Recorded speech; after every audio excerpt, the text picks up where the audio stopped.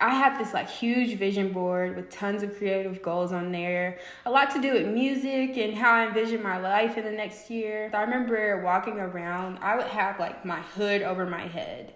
Like it was just not, I wasn't myself. During my morning prayers, I really developed this sense of courage and determination, you know? I wanted to do it all. And I thought to myself, like, I'm so young, why not? From SGI USA, I'm Cassidy Bradford, and this is Buddhability, the weekly series where I talk with Buddhists from all walks of life about the power we each have to change our lives and the world around us. Welcome, Camryn. Thank you so much for joining.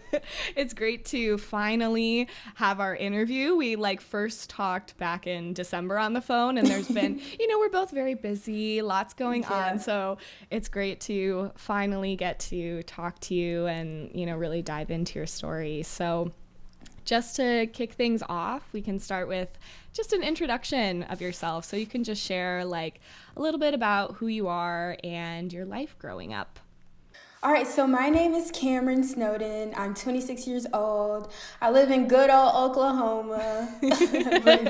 I'm from Oklahoma. I have two brothers and I work in tech. Growing up, I was always involved in SGI activities, performing in the Millennium Chorus, which was the name of our choir. I always enjoyed singing and dancing. I like to perform and draw, all things creative. I just enjoyed that, but I was extremely anxious and shy. Oh, were you from a young age you were anxious and shy? Yeah. Wow, well, okay. I feel like when my mom sees it, she's just going to be like, you were shy. But I think it had a little bit of anxiety in there. Yeah, totally. That's so funny. When my mom sees this, she's going to say just shy. But I know the truth. Yeah. Wow, it's so funny because just knowing you in the capacity I do so far, I would have never guessed that you were that kind of child. Yeah, that's what she'll say. Yeah, that's what a lot of people will say, oh, there's no way. But I had to really fight, to be extroverted or really just push myself on the inside to step out of my comfort zone and be who people see me as, which is fine. It's fine. So how did you you mentioned you grew up around Buddhism and in a family that practices Buddhism. What's your own personal journey of really starting your practice? Is it something that from a young age you were oh, I love chanting, Buddhism makes sense? Or was there a point at 18 or something that you're oh, I actually really want to use this practice and I am a Buddhist? Does that question make sense? Yeah, that makes so much sense. So definitely not the first part. I was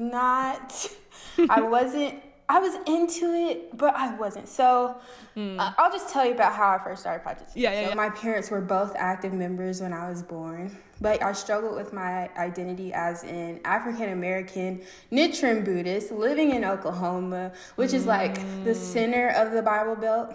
So everyone I knew outside of my Nana, which actually she brought the practice to our family, everyone outside of her in my nuclear family were Christian. So everyone I knew. So I even went to predominantly Black Christian private schools, learning about Christianity while being Buddhist. And it was hard for me.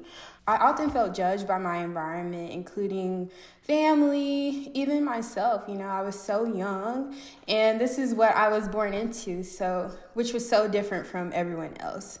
I eventually did grow to appreciate that my parents allowed me and my siblings to understand the beliefs of everyone around me, because they really gave us the opportunity to, I guess, decide what was best for us in a little subtle way. So I had the choice to choose a way of life that resonated with me more and the ability to understand my environment on a deeper level.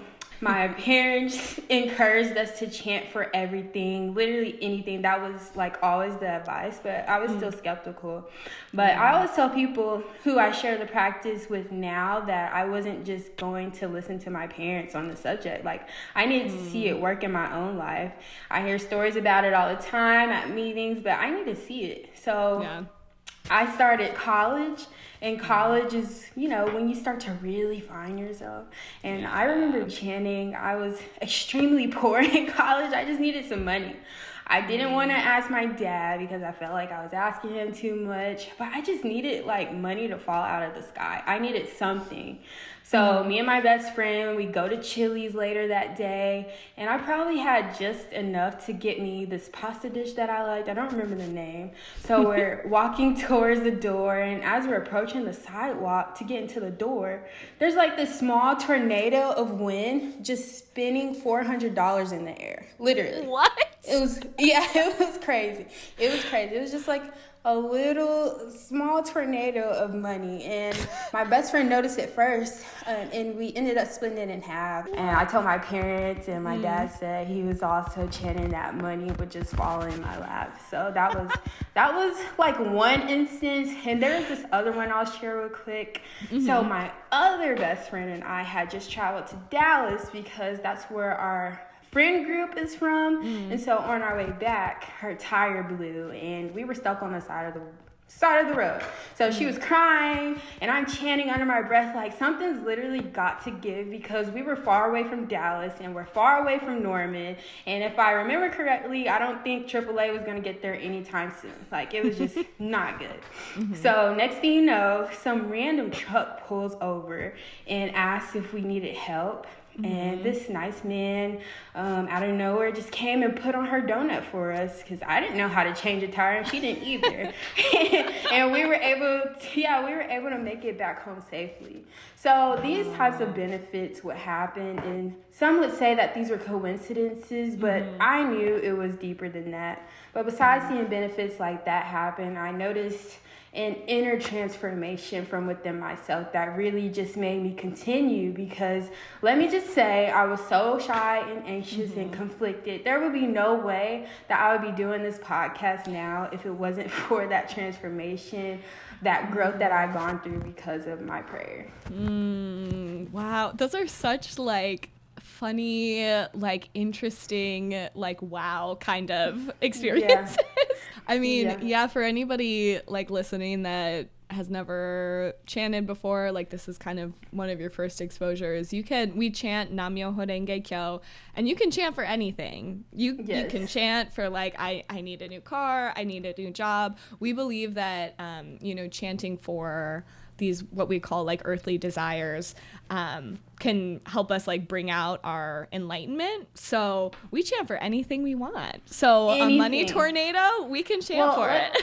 I do want to say anything positive. You don't want to chant for negative things, like if you're dating someone, you don't want anything to happen to your ex or anything like that. You don't want to chant that way. That's a great point. Like really anything that can bring like happiness out of your life and out of anybody's life. So I wanted to go back. I have just one question. You mentioned like it growing up, it was really like difficult growing up being African American, being Buddhist, being in the Bible Belt. Can you tell me like more about that? Like, were you like open about being Buddhist? Did you kind of hide it? Like, oh my God. So like, where do I want to start? I would say I hid it. I would say I hid it unless I felt comfortable, like this person wouldn't judge me about this. Yeah. Like I knew I could talk to you and you wouldn't think that I'm weird or something's wrong with me or my family's weird. Like I could talk to you. You're open-minded. Like I had to kind of develop that sense of, is this person open-minded kind of quickly as a young person to really be open enough to share it. Because I felt like, at the end of the day, like this works. I still need to see it more in myself. Yeah. It works. I see it work in my family, but I want to see how it works in my life, stuff like that. So I just, I knew it was good. I just was just so scared to talk about it because people were so adamant about their beliefs in that this is what it is, or you'll go to hell. And like, I'm like 5 to 8 hearing this stuff. Yeah. And it's just like scary, you don't really know too much. It's interesting because like I think a lot of people's perception is that Buddhists are usually Asian, because of course Buddhism comes from Asia. But actually, like in the SGI Buddhist community, it's like all different kinds of people. It's so diverse. Like, one thing that I really truly appreciate the practice is how diverse it is. Yeah. Because you get to experience you hear different experiences from different cultures. There's different customs that you learn because you meet a different person. Really be open-minded and hear different ways of life, but come together and have the same end goal in mind, which is for you to become happy and for ourselves to become happy. I think that is so beautiful, and just growing up in that, but actually becoming older and really hearing that is like, I resonate with this. This is what I see for the world as well. I see people coming together, having communities, but being of different backgrounds and getting along and really wanting others to become happy as well.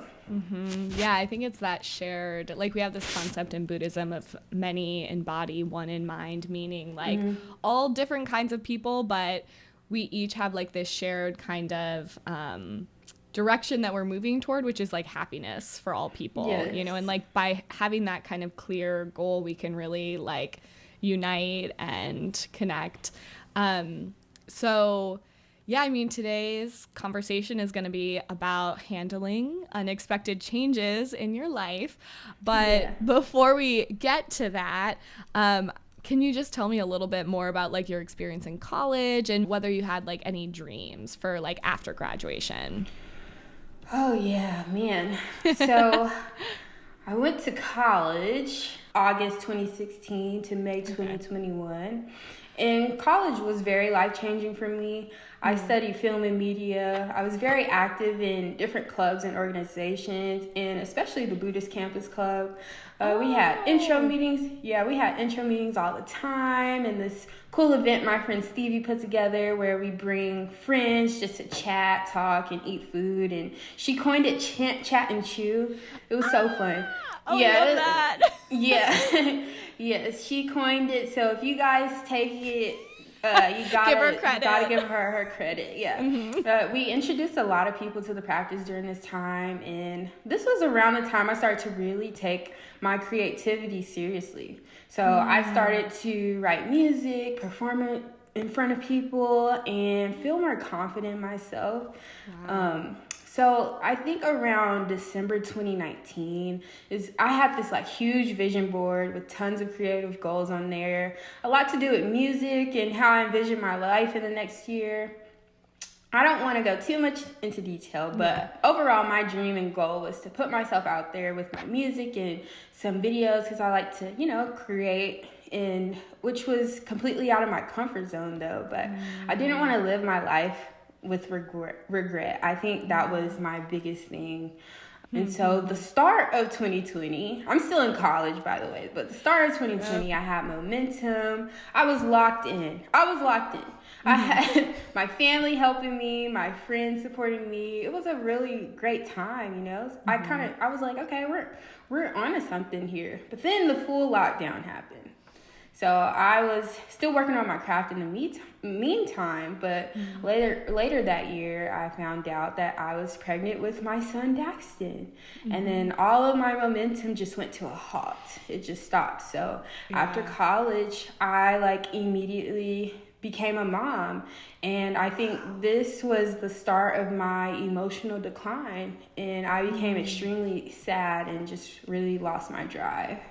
Wow. So you had your son right after you graduated college? Pretty much. I have a few more months of just sleeping in and eating, but after it was like, okay, here's your forever job. Yeah. Wow. Instant life change. What was the period that you found out you were pregnant, and I imagine kind of you had started 2020 with this vision board. Okay, this is where my life is going. And then oh, wow, okay, my life is maybe going to take a different turn than I was planning. How did you handle that emotionally? I didn't handle it well. I did not handle it well. It was not what I had expected, you know? Yeah. And I guess expectations can lead to disappointment, but this was like not on my bingo card. Yeah. And so I just was not happy during this time. I was very like depressed. I remember walking around, I would have like my hood over my head. Mm-hmm. Like it was just not, I wasn't myself, you know, but of course I didn't realize I had all these different hormones going on. But yeah, I just wasn't me anymore. And I felt like, you know, like I had to, I don't know, like this was just really life-changing. Like you change your mentality whenever you're becoming a mom. So what did your like practice look like at the time when you were kind of like trying to absorb and like reorient yourself? I feel like at this point in my life I was still chanting, but I would probably chant like not that much to really help me get out of this negative energy. Not enough to help me get out of the negative energy. Mm-hmm. But I think no matter how much you chant, if you continue and you're consistent, you'll eventually build more momentum to chant more and more and more, and then eventually you'll come out of that negative energy that you're sitting in. And I think going to activities and stuff like that like helped me, and being around my family definitely helped me during this time. And their support, oh my God, their support was actually better than I expected it to be, and I think that was like an answered prayer for me, is to have that support from my family. And wow, yeah, I think you definitely have like a lot of fortune to be able to have like that kind of support system. When your son came, like how did your life change, and how did you change becoming a mom? I think as I continued to chant more, that's when I just became fully committed to my child coming. I had my support. My family was like, okay, you know, we're in this together. And I just knew my life was changing for good. But initially, I felt like I had failed, you know. I knew everyone would have negative things to say about me, and just felt like I failed myself and my family. I was so sad, and this may have been heightened by the hormones, but that was not a fun time for me. I had no job, barely any money. I was just so unprepared mentally, physically, emotionally. Like I was at my lowest. As he grew more in the womb, I had less and less energy. I made a determination though that every day I was going to chant for an hour in the morning for my baby's health and successful birth. If that's all I could do in the morning, and then sleep until the evening and then chant for a little bit. But during my morning prayers, I really developed this sense of courage and determination, you know. I wanted to do it all. And I thought to myself, like, I'm so young, why not? So I became determined to use my practice in my life as an example of what it means to have faith, and why I chant, and to show the world that with our innate limitless potential, we can literally do whatever we want in this lifetime. So I continue to write music. I continue to write my creative ideas and just build an archive of content until I felt stable enough in my new life as a mom to start bringing my visions to life. And with that newfound determination, I was able to pull myself out of the darkness and started looking forward to my new future, you know. So then it was time to give birth to Daxton. Unexpectedly, yet again, I was experiencing some weird cramping a week or a few days before he was meant to be born. And then I don't know if this is TMI, but I noticed spotting. This is natural, everybody, which had never occurred before, not even when I found out I was pregnant. So mind you, this was still in the midst of COVID, so hospital rooms were limited. If I wasn't at least 4 centimeters dilated, they would send me back home. And, you know, that's kind of scary knowing, you know, maternal death rates and stuff like that. So I went to the hospital and they told me I was 5 centimeters dilated, but my water didn't break. So they later had to force my water to break and force my son to get ready for birth. I had to take some medications, and then later on, labor had started. And then I found out that he was sunny side up, meaning he was facing me instead of away, which the baby's supposed to face this way. Mm-hmm. And he was facing towards me, which makes like it harder to get the baby out. So we were in active labor for 3 hours straight. And my parents were outside the hospital chanting. My doctor told me it was too late for a C-section, which usually should happen, you know, when your baby is sunny side up. Most times. It was just a really scary time. But right at 7:30, I was able to deliver him, but he was unconscious and needed to be resuscitated. So I encouraged him. I was just like, let me hear your dads. Until I kept doing that until I finally heard a faint cry. And I was so happy. He was in the NICU for about a week, but now you would never know. He's a happy, healthy, loud, and super active baby, as active as ever. And that was ultimately that beginning for me. So, wow. Yeah. Oh my gosh. It's so incredible that like you went from feeling this like shame and like worried about what people think of you, like dread, to making this determination like, okay, this baby is gonna be healthy and I'm gonna do it all. Like, yes.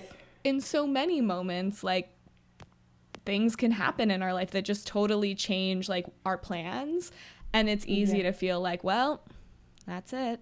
You know, like it's over.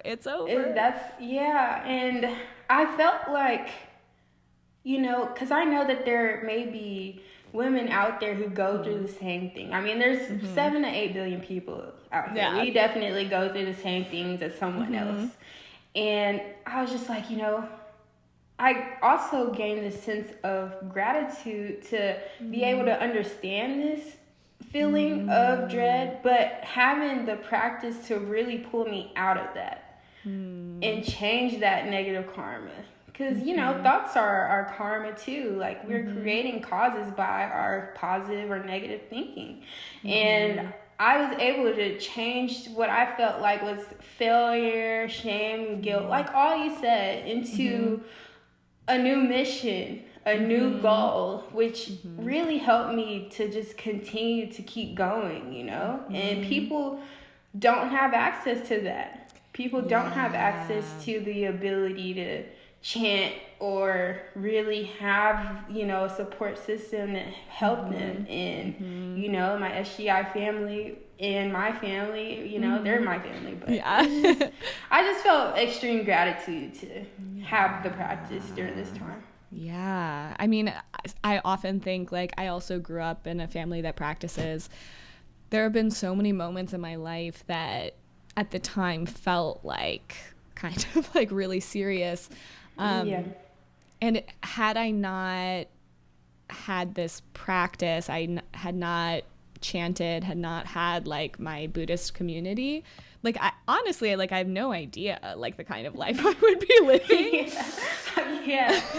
I feel you on that. Oh my God. Yeah. So I mean, all of these, like there's so many moments like that like, oh wow, because I chanted, like I turned like this concept we have, changing poison into medicine. So something that could seem like this initially like something bad or whatever, like a failure, can actually become like the thing to make us like even happier, develop our lives even more. And it sounds like, you know, you use this as like that way to like expand your life even more. What was the adjustment like in like lifestyle, and did you have new goals? Like you mentioned that you like you determined like, I'm going to do it all. Yeah. The adjustment was initially difficult for me because, and this is when, you know, now I have Daxton, like I have to, like he's like the priority. So my alone time is almost non-existent, and that's something that I had. You know, it's like I can write, but there's someone there who will probably ask me for something within the next 5 minutes. You know, sometimes he'll even call my name and then just say nothing. He'll just say mom, and then that's it. And you know, you have to get to know this person, and they can barely speak English. Like, so it can be overwhelming. But overall, I feel like it's been the most fulfilling thing that I've ever done, and I have an even greater mission to accomplish all of my goals and be more focused than I ever was before. You know, I have someone counting on me, and honestly, I'm counting on myself too. So we just got to make it happen, and I think it just boosts me to keep going. Yeah. What is it like to practice as a mom? Like, are you chanting about him a lot? Like, I don't know, because I don't have kids. No. For me, I chant about him all the time. So it's like, okay, I'm praying that he'll be safe, you know, I'm praying for his safety, his health, his happiness. He learns how to potty, and he can, you know, like all these different things is what I'm chanting for. But I think on an even deeper level, I really want to be able to connect with him better. Like, just become my best version so that I can have a great relationship with him as he gets older. I want him to feel understood, and I want to be able to understand him, you know, and I want him to be able to talk to me. So I chant about things like that. Yeah. Well, I mean, I guess, like, I chant about the people in my life too, and I love what you said about, like, wanting to become, like, the best, or, like, become a better version of yourself so that you can be, like, a great mom for him.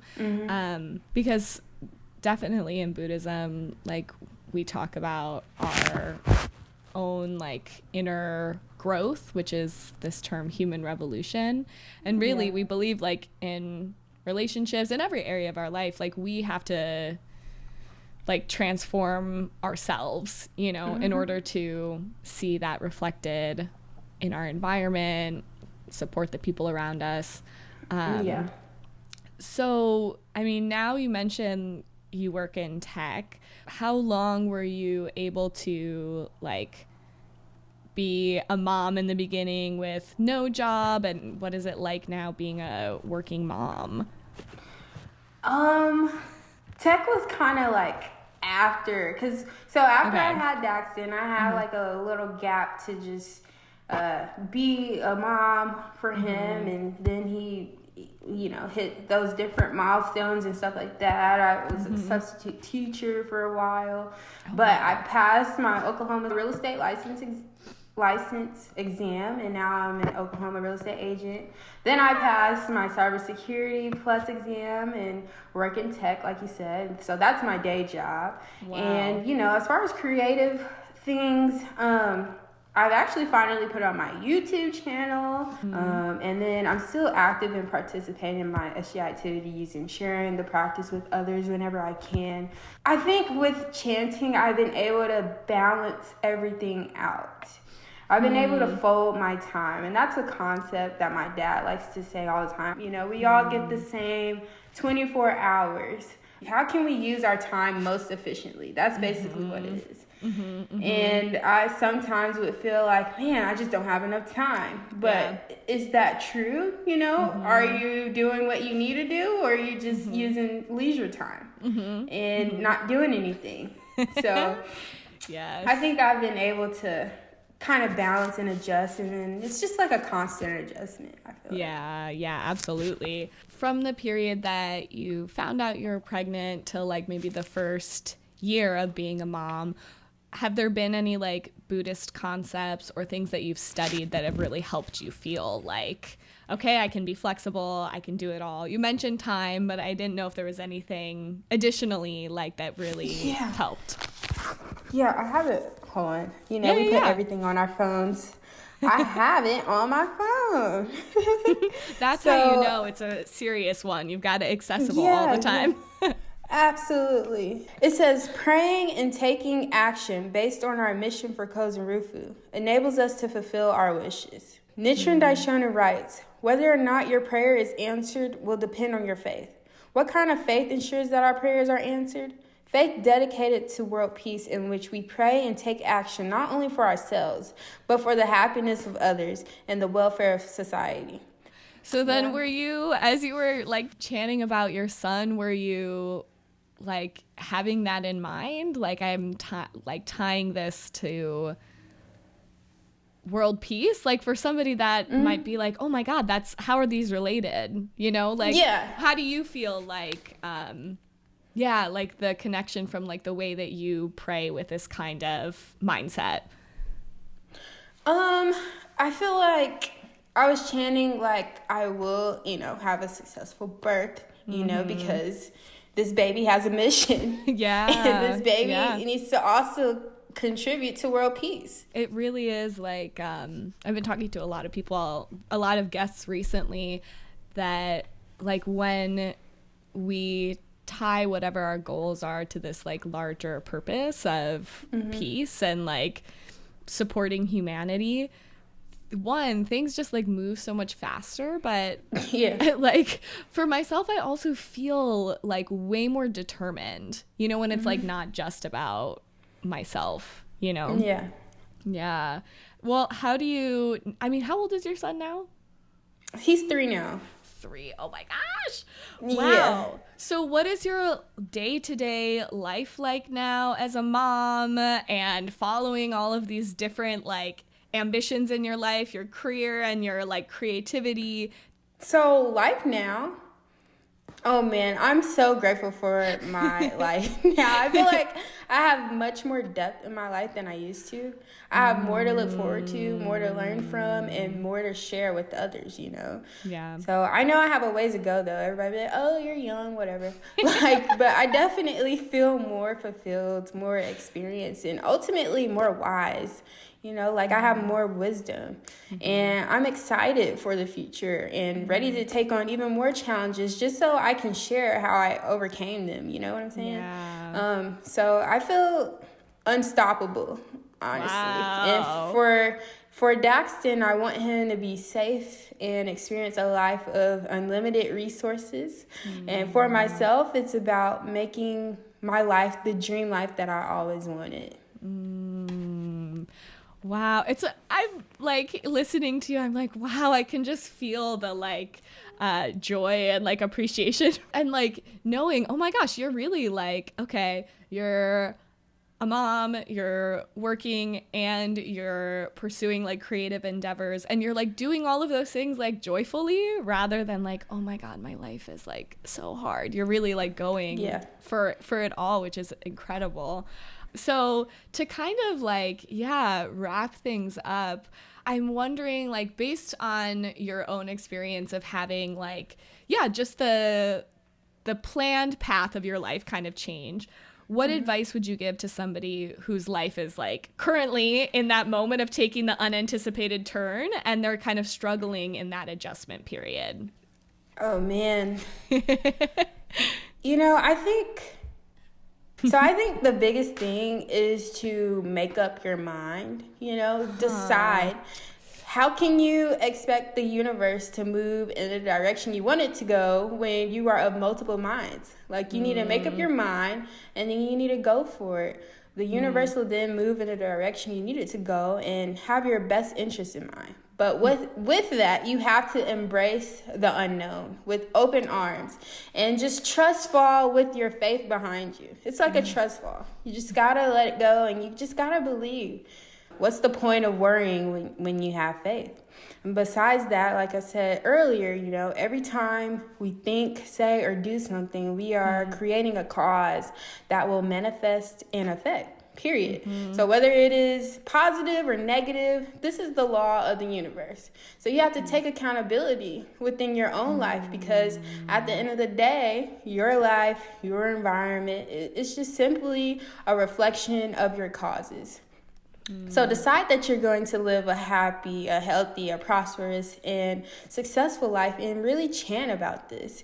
Chanting allows us to change our karma. So you know how people think things are just predestined, like maybe you think you're destined for doom, or maybe, when you chant Nam Myoho Renge Kyo, though, you have the ability to change your destiny, to change your negative causes into positive effects.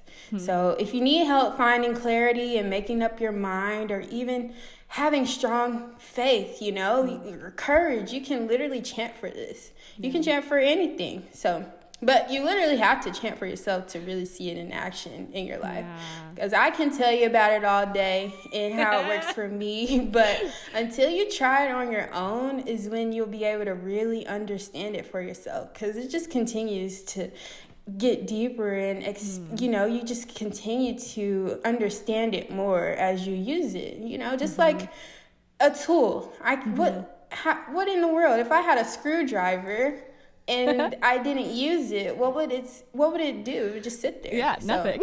It would do nothing. I hope you just try to see if I'm telling you the truth. Like, literally just try. Because I would love to hear that I was wrong. But I think for me, this is the best thing that I've decided to do for myself. And not just because of my family, It's really actually opened my mind, my heart, and helped me become a better version than I was even just a few years ago. And I'm ever evolving.